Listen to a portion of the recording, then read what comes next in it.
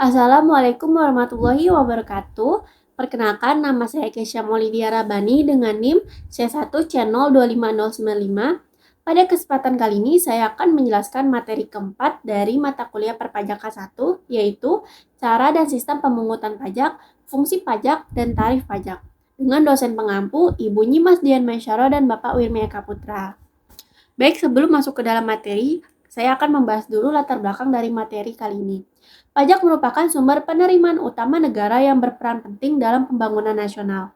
Penerimaan pajak sendiri digunakan untuk membiayai pengeluaran negara dan menyediakan layanan fasilitas publik, seperti pendidikan, kesehatan, dan infrastruktur.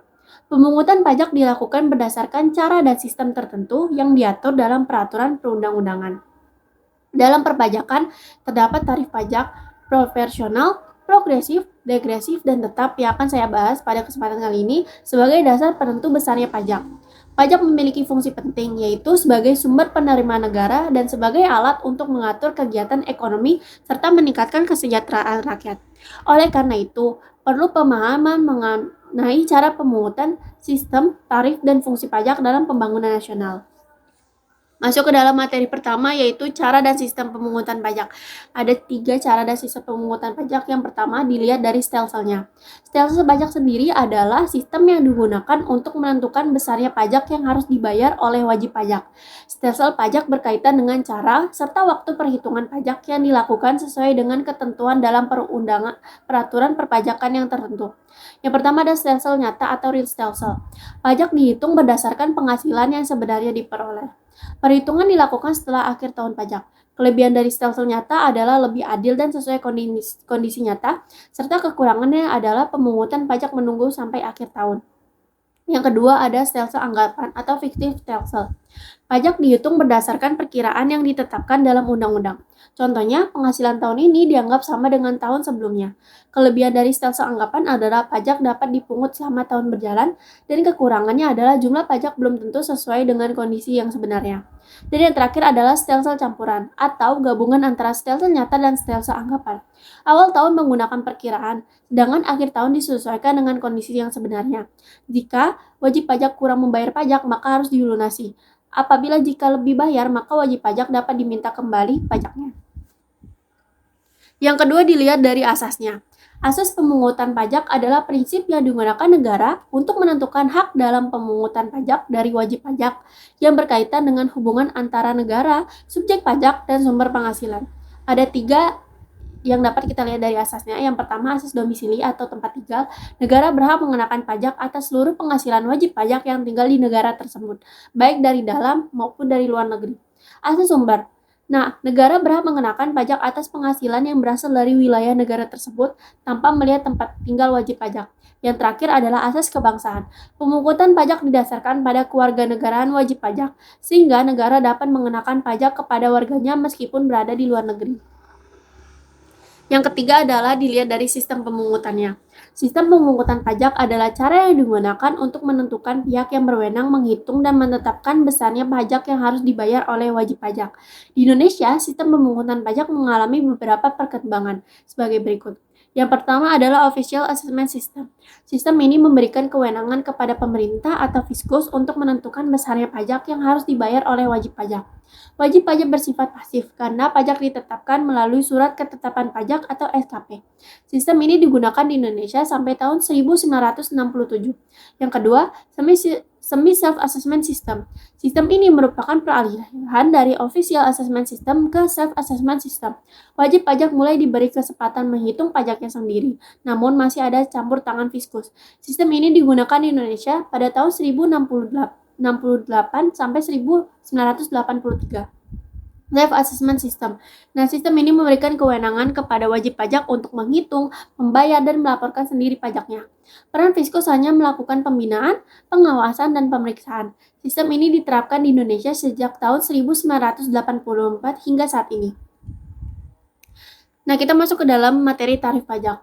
Apa sih tarif pajak itu? Tarif pajak adalah persentase atau jumlah tertentu yang digunakan sebagai dasar untuk menghitung besarnya pajak yang harus dibayar oleh wajib pajak. Tarif pajak ditetapkan pada dasar pengenaan pajak sesuai dengan ketentuan peraturan perpajakan yang berlaku dan terdiri dari beberapa jenis berdasarkan bentuk dan strukturnya. Yang pertama ada tarif sebanding atau proporsional.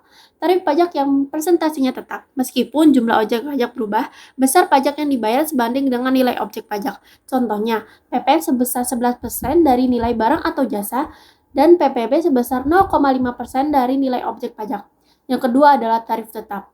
Tarif tetap sendiri adalah tarif pajak yang jumlahnya tetap tanpa memperhatikan besar kecilnya objek pajak. Contohnya, biaya materai pada surat perjanjian atau kwitansi tetap 10.000 meskipun nilai transaksi itu sendiri berbeda. Yang ketiga ada tarif progresif. Tarif progresif adalah tarif pajak yang presentasinya semakin besar ketika jumlah objek pajak semakin besar. Tarif ini biasanya digunakan pada pajak penghasilan atau PPh untuk menciptakan keadilan dalam pemungutan pajak sehingga wajib pajak dengan penghasilan lebih besar dikenakan tarif pajak yang lebih tinggi. Saya menaruh tabel di sini, lapisan penghasilan kena pajak dan tarif pajaknya. Misalnya sampai dengan 50 juta, maka tarif pajaknya adalah 5%. Di atas 50 juta sampai 250 juta, tarif pajaknya adalah 15%. Di atas 250 juta sampai 500 juta, tarifnya adalah 25%. Serta di atas 500 juta adalah 30% tarif pajaknya. Tarif progresif sendiri dapat dibagi menjadi beberapa jenis, yaitu satu tarif progresif, yaitu kenaikan presentasi tarif semakin besar. Yang kedua, tarif progresif tetap, yaitu kenaikan presentasi tarif tetap. Dan yang ketiga adalah tarif progresif degresif, yaitu kenaikan presentasi tarif semakin kecil. Yang keempat ada tarif degresif. Tarif degresif sendiri adalah tarif pajak yang presentasinya semakin kecil ketika jumlah objek pajak semakin besar. Walaupun presentasi tarifnya menurun, jumlah pajak yang harus dibayar tetap bisa meningkat karena nilai objek pajaknya semakin besar. Jenis-jenis tarif degresif ada 3. Yang pertama tarif degresif, yaitu penurunan presentasi tarif semakin kecil. Yang kedua tarif degresif tetap, penurunan presentasi tarif tetap. Yang ketiga tarif degresif progresif, yaitu penurunan presentasi tarif semakin besar. Di sini saya memberikan 3 contohnya. Misalnya, suatu pajak digunakan dengan tarif nilai objek pajak sampai 100 juta, tarifnya 10%, di 100 juta sampai 500 juta, tarifnya 8%, di atas 500 juta adalah tarifnya 5%. Meskipun tarifnya semakin kecil, jumlah pajak yang dibayar tetap lebih besar karena nilai objek pajaknya meningkat. Kita masuk ke dalam tarif pajak ad valorem. Tarif pajak ad valorem adalah tarif pajak yang dinyatakan dalam bentuk persentase dari nilai barang atau objek pajak. Contohnya di sini saya memakai suatu perusahaan mengimpor 100 unit komputer dengan harga 10 juta per unit. Jika tarif biaya masuk sebesar 20%, maka nilai barang impornya 100 dikali 10 juta, hasilnya ada 1 miliar. Biaya masuknya 20% dikali 1 miliar, hasilnya ada 200 juta. Jadi kesimpulannya, pajak bea masuk yang harus dibayar perusahaan tersebut adalah 200 juta. Kesimpulannya adalah pada tarif ad valorem, besar kecilnya pajak yang dibayar bergantung pada nilai barang atau objek pajaknya, karena tarif berupa presentase dari nilai tersebut. Dan yang terakhir adalah tarif pajak spesifik. Tarif pajak spesifik adalah tarif pajak yang ditetapkan dalam jumlah nominal tertentu untuk setiap unit barang, tanpa memperhatikan nilai barang tersebut. Contohnya, sebuah perusahaan mengimpor 100 unit mobil sedan dengan tarif bea masuk sebesar 20 juta per unit. Maka jumlah bea masuk yang harus dibayar adalah 20 juta dikali 100. Hasilnya adalah 22 miliar. Masuk ke dalam materi terakhir, yaitu fungsi pajak. Nah, fungsi pajak memiliki peranan yang sangat penting dalam penyelenggaraan, pemerintahan, dan pembangunan suatu negara. Melalui pajak, pemerintah memperoleh sumber pendapatan yang utama dan digunakan untuk membiayai berbagai kebutuhan negara, serta mengatur kegiatan ekonomi dan sosial masyarakat.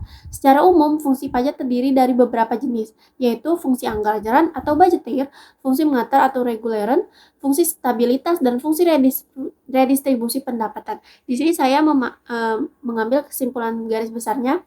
Fungsi anggaran atau budgeteer merupakan fungsi utama pajak sebagai sumber penerimaan negara yang digunakan untuk membiayai berbagai pengeluaran pemerintah. Contohnya, pembangunan nasional, penyediaan fasilitas umum, dan penyelenggaraan pemerintah. Fungsi mengatur atau reguleran berarti pajak digunakan sebagai alat untuk mengatur kebijakan ekonomi dan sosial. Misalnya, dengan mengenakan pajak tinggi pada minuman beralkohol untuk mengurangi konsumsi, serta pajak lebih tinggi pada barang mewah untuk menekankan gaya hidup yang konsumtif. Fungsi stabilitas berkaitan dengan peran pajak dalam menjaga kestabilan ekonomi, terutama dalam mengendalikan inflasi dan menjaga keseimbangan hidup masyarakat.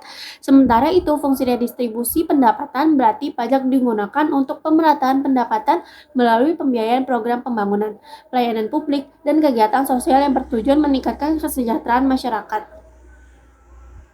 Baik, masuk ke dalam kesimpulan dari materi yang sudah saya bahas. Berdasarkan pembahasan tersebut, dapat disimpulkan bahwa pajak merupakan sumber penerimaan negara yang sangat penting untuk membiayai penyelenggaraan pemerintahan, pembangunan nasional, serta menyediakan fasilitas dan pelayanan publik bagi masyarakat. Pemungutan pajak dilakukan melalui sistem dan ketentuan tertentu yang diatur dalam peraturan perpajakan. Cara pemungutannya dapat dilihat dari stelsel pajak, yaitu stelsel nyata, stelsel anggapan, dan stelsel campuran. Asas pemungutan pajak yaitu asas domisili, asas sumber, dan asas kebangsaan, serta sistem pemungutan pajak di Indonesia, berkembang dari Official Assessment System, Semi Self-Assessment System, hingga Self-Assessment System yang berlaku hingga saat ini. Selain itu, dalam perpajakan juga terdapat berbagai tarif pajak, seperti tarif profesional, tarif tetap, tarif progresif, tarif degresif, tarif ad valorem, dan tarif spesifik sebagai dasar perhitungan besarnya pajak. Pajak juga memiliki fungsi penting bagi negara, yaitu fungsi anggaran, fungsi mengatur, fungsi stabilitas, dan fungsi redistribusi pendapatan. Dengan demikian, pajak tidak hanya menjadi sumber pendapatan negara, tetapi juga berperan penting dalam mengatur perekonomian serta meningkatkan kesejahteraan masyarakat. Baik, itulah materi yang saya sampaikan. Semoga bermanfaat untuk kedepannya. Terima kasih. Wassalamualaikum warahmatullahi wabarakatuh.